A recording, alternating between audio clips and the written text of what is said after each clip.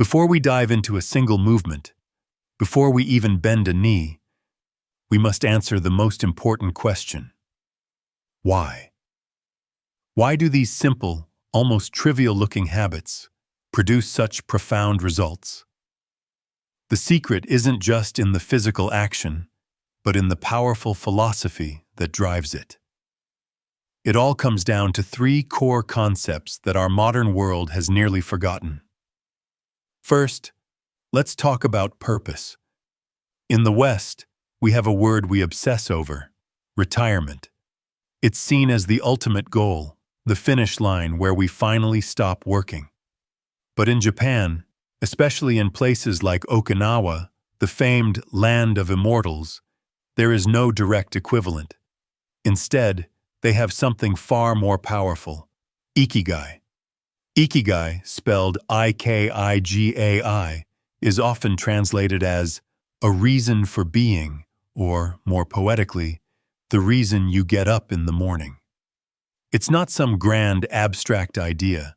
It's the beautiful intersection of four things: what you love, what you are good at, what the world needs, and what you can be valued for.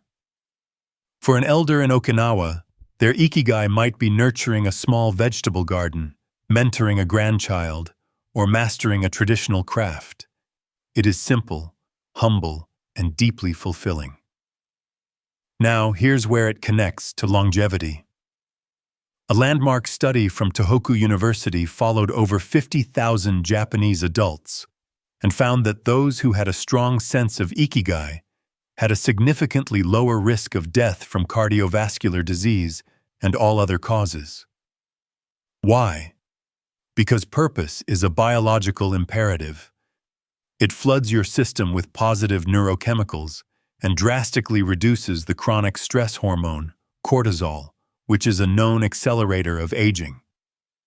So when you see a 90-year-old Japanese woman tending to her garden, she isn't exercising, she is living her ikigai. The 6 movements we will explore are not a workout routine to be checked off a list. They are the physical expression of a purposeful life. They are what the body does when the soul has a reason to move. Second, let's dismantle a myth.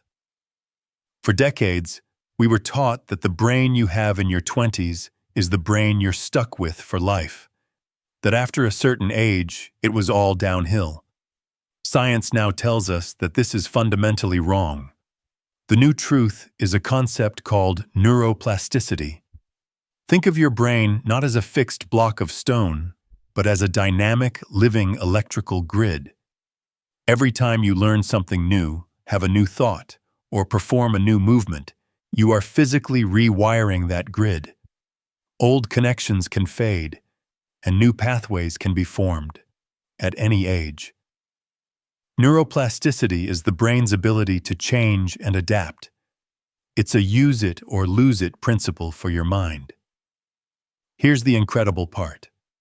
Research from institutions like Harvard Medical School shows that one of the most powerful ways to stimulate this rewiring process is through exercises that challenge your balance and coordination.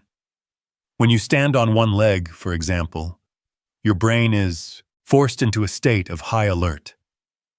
It has to process a constant stream of information from your eyes, your inner ears, and the nerves in your feet, making millions of micro-adjustments every second.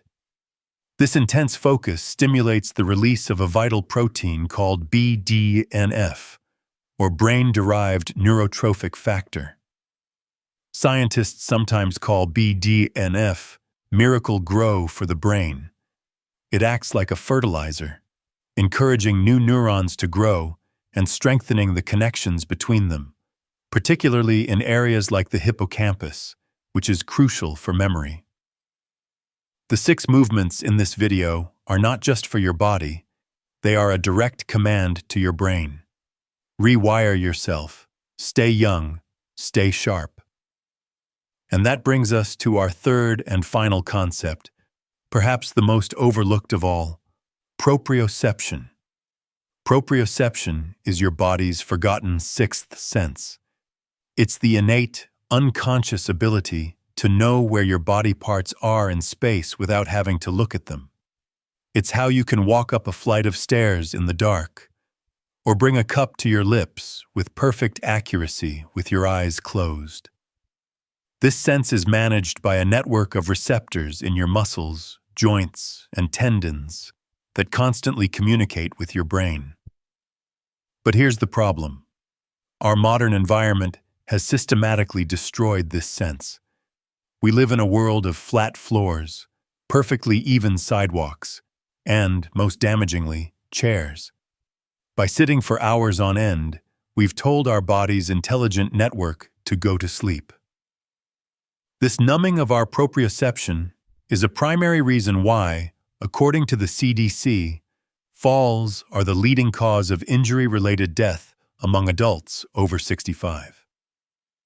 Now, contrast this with the traditional Japanese lifestyle. Sitting on the floor, getting up and down frequently, walking on varied terrain like garden stones or dirt paths. These daily habits keep the proprioceptive system constantly activated, challenged, and sharp. The movements you are about to learn are a powerful way to reawaken this dormant superpower. They retrain the vital lines of communication between your body and your brain, making you more stable, more coordinated, and more confident in your movements. So, it is this powerful trinity, a life of purpose with ikigai, a sharp and adaptive mind through neuroplasticity, and a body that is intelligent and self-aware through proprioception. When these three elements work in harmony, you don't just slow down the clock. You unlock a fundamentally better, stronger, and more vibrant way of living. Part 2. Deep dive into the 6 golden movements. Now that we understand the powerful philosophy of why these movements work, it is time to explore the how. We will now walk through each of the 6 golden movements. Remember, this is not a workout. This is a practice. Approach it with curiosity and kindness to your body. Movement number 1, Sampo, the art of slow walking. Let's begin with the foundation of all human movement, walking. But forget everything you know about power walking for cardio or getting in your 10,000 steps. This is Sampo, a Japanese practice that treats walking not as a race, but as a form of moving meditation. It's an art form that reestablishes a conversation between your feet and the earth. What does science say? When you walk slowly and breathe deliberately, you are activating your parasympathetic nervous system, the body's rest and digest mode. This is the direct antidote to the chronic fight-or-flight stress state that most of us live in. It lowers the aging hormone cortisol and increases blood flow to the prefrontal cortex, enhancing mental clarity. Furthermore, by consciously rolling your foot from the heel, through the arch, to the toes with each step, you are mobilizing all 33 complex joints in each foot, sending a cascade of rich sensory information to your brain that refines balance and coordination. Here is your practice. Find a quiet space. Even a short hallway will do. Begin walking at half your normal pace. Now, sync your breath to your steps with a simple 2-2-4 rhythm. Inhale through your nose for 2 steps. Gently hold that breath for 2 steps, and then exhale slowly through your mouth for 4 steps. That's it. Let your arms swing naturally and soften your gaze. The most common mistake is to revert to rushing. Your mind will tell you to speed up. The other mistake is to be distracted, looking at your phone. Put it away. The final mistake is holding tension in your shoulders and neck. Consciously relax them with every exhale. Ready for the upgrade? Take your practice outdoors onto an uneven surface, like grass at a park or a dirt path. This variation challenges your brain's balance centers in a whole new way, forcing it to adapt and grow stronger. Movement number 2. Radio Taiso, The Morning Symphony. Every morning at 6:30 a.m. across Japan, a gentle piano melody plays on the national radio. This is the signal for millions, from school children to corporate executives to seniors, to begin a 3-minute sequence of gentle, flowing movements known as radio taiso. It's a national ritual of unity and renewal that's been practiced for almost a century. What does science say? The magic of radio taiso is in its effect on our joints. Your joint cartilage has no direct blood supply. It gets its nutrients from a thick, lubricating liquid called synovial fluid. When we are sedentary, this fluid becomes stagnant, and the cartilage begins to starve and dry out, leading to stiffness and arthritis. The gentle, rhythmic, full-range movements of radio taiso act like a pump, circulating this vital fluid and ensuring every joint is properly nourished and lubricated for the day ahead. Here is your practice. We'll try 2 key moves. First, stand with your feet shoulder-width apart. As you inhale, circle your arms out and up overhead. As you exhale, bring them back down. Feel the full rotation in your shoulder joints. Second, for a side bend, raise one arm up, and as you exhale, gently bend to the opposite side, feeling a stretch along your ribs. Inhale back to center, and repeat on the other side. The key is continuous, graceful movement. The common mistakes are rushing through the routine, holding your breath, or trying to stretch aggressively. This is not about pushing your limits. It is about gently exploring them. Move with the rhythm of your breath, not against it. Ready for the upgrade? The upgrade is not physical, but mental. Perform the entire 3-minute routine with your eyes closed. This forces you to focus entirely on the internal sensations of your body, turning the practice into a profound form of moving meditation. Movement number 3. The deep squat. Reclaiming our primal rest. The chair has been called one of the worst inventions for human health. It deactivates our largest muscles and locks our hips and spine into a rigid, unnatural position. The antidote is not a better chair. It's remembering a posture that is coded into our DNA, the deep squat. In many parts of the world, and for all young children, this is the natural, default position for rest. What does science say? From a biomechanical perspective, the deep squat is a miracle posture. It allows for the full range of motion in your hip, knee, and ankle joints, nourishing them with synovial fluid. It naturally decompresses the lumbar spine, relieving lower back pain. It also strengthens the pelvic floor, which is critical for maintaining bladder control as we age. A study in the European Journal of Preventive Cardiology showed that the ability to get up from the floor, a skill that relies on squatting strength, was a significant predictor of longevity. Here is your practice. Most adults have lost this ability, so start slowly. Stand in front of a sturdy chair or wall for support. Place your feet just wider than your shoulders, toes pointing slightly out. Now, keeping your back as straight as possible, lower your hips as if you are about to sit down, going as low as you comfortably can. If your heels lift up, place a rolled-up towel underneath them for support. Hold for 20 to 30 seconds. Common mistakes include rounding your lower back, letting your knees collapse inward, or putting all the weight on your toes. Keep your chest up and your weight distributed across your entire foot. Ready for the upgrade? The goal is to gradually reduce your reliance on support. Progress to holding the squat for longer periods, over a minute. The ultimate upgrade is the ability to rise back up, to standing without using your hands at all. Movement number 4. Single leg. Standing. The brain's balancing act.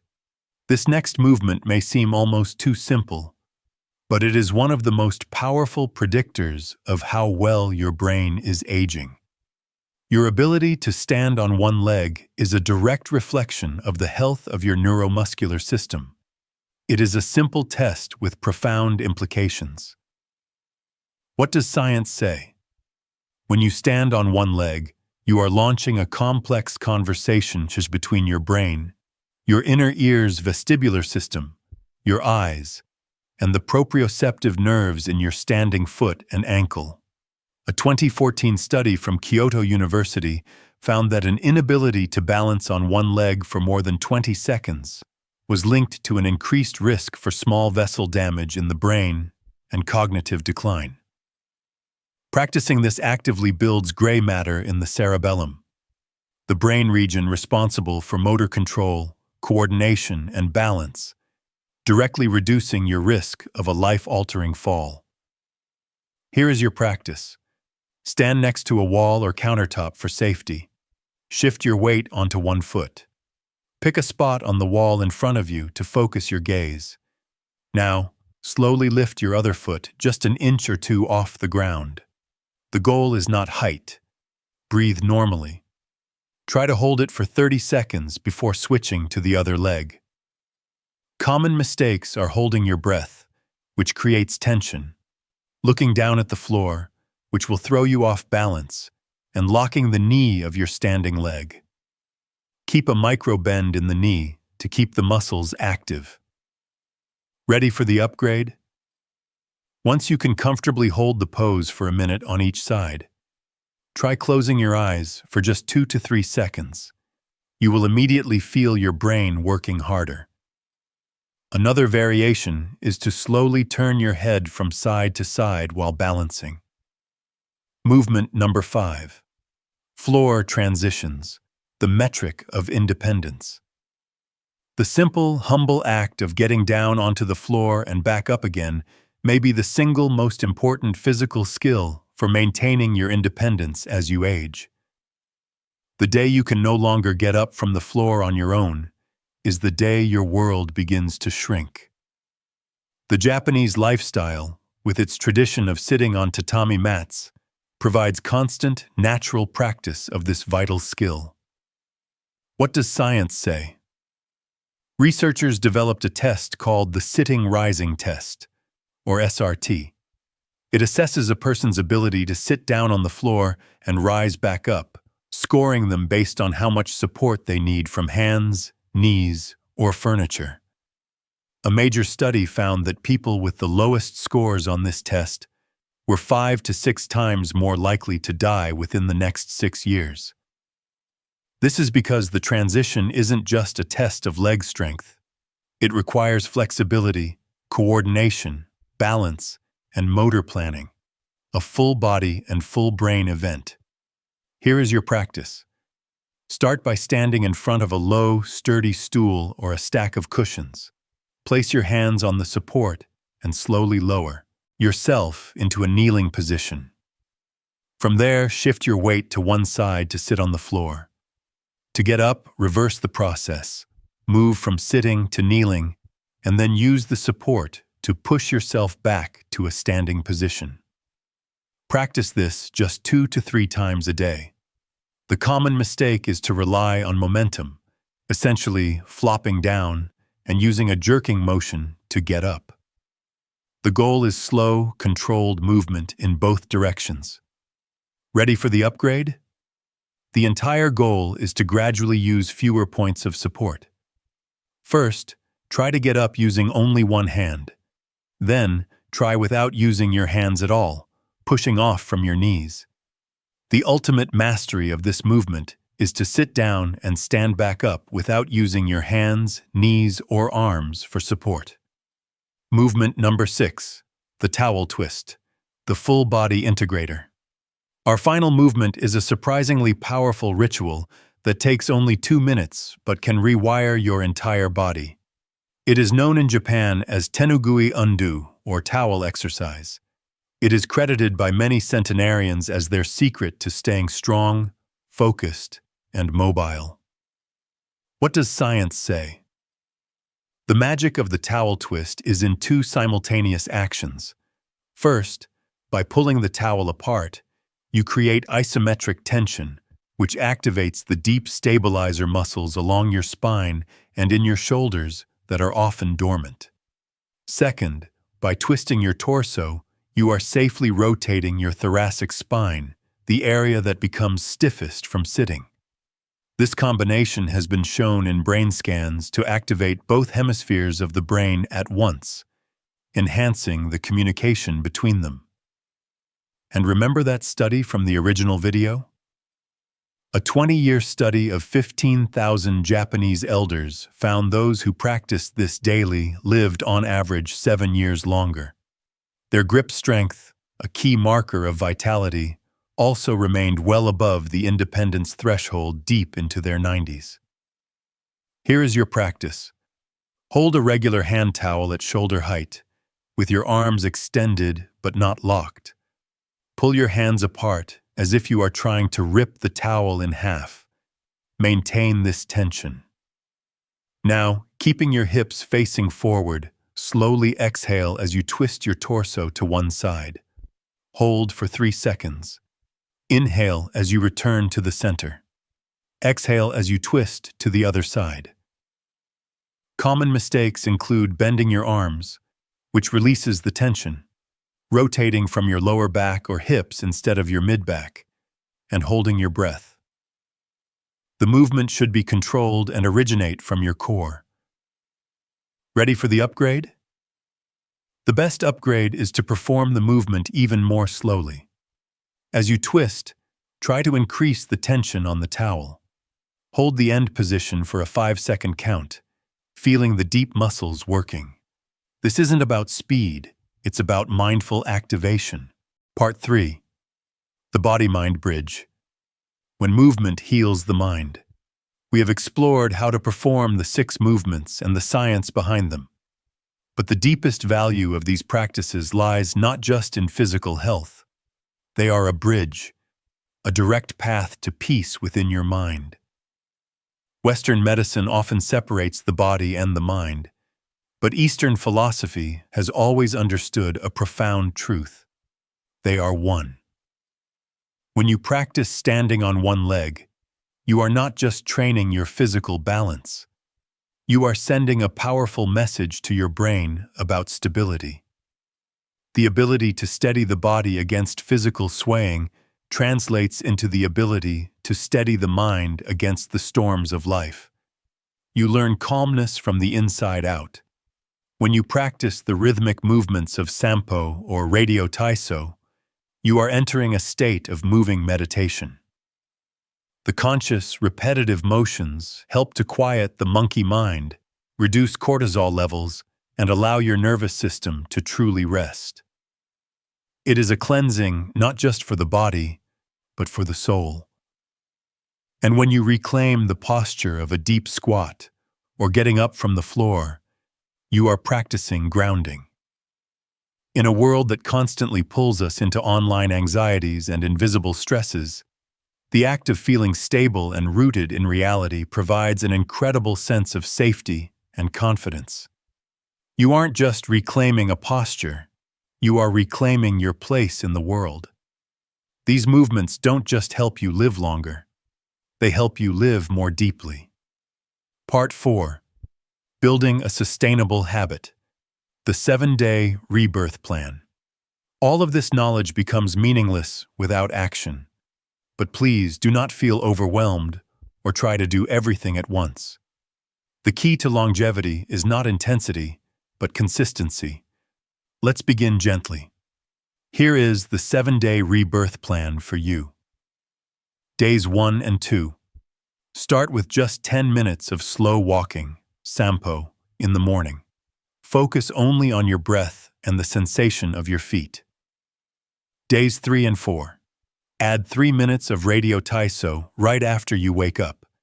Think of it as a good morning greeting to every joint in your body. Day 5. Try standing on one leg for 30 seconds on each side while you brush your teeth. This is the art of habit stacking, attaching a new habit to an old one you already have. Day 6. Spend 5 minutes during your day practicing the deep squat and the floor transitions. Use a chair or wall for support. The goal is safety and familiarization. Day 7. Before you go to sleep, add 2 minutes of the towel twist. It will help release the day's tension and prepare your body for a deep sleep. That's it. 1 week to reintroduce your body to the movements it has forgotten. Listen to your body. If there is pain, ease back. If it feels good, enjoy it. This is your own personal journey. Conclusion and deep call to action. The Japanese journey of longevity is not a war against aging. It is a harmonious flow with life. They don't move to fight aging. They move to live fully, with clarity and independence in every moment that life offers. What we have explored together today is not a magic formula, but a homecoming. A return to the most natural movements, a return to the primal connection between body and mind. A return to yourself. Do not wait until your body speaks to you through pain or fatigue. Begin to listen and care for it with these small, conscious actions, starting today. 1 movement, 1 minute. 1 decision can illuminate all the years that follow. And so the question I want to leave you with is this: which movement resonated with you the most, and which one will you choose to begin your journey with tomorrow?